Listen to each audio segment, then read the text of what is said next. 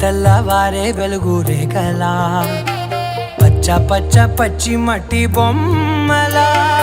అల్లి బిల్లి వెన్న పాల నురగలా అచ్చ తెలుగు ఇంటి పూల కొమ్మలా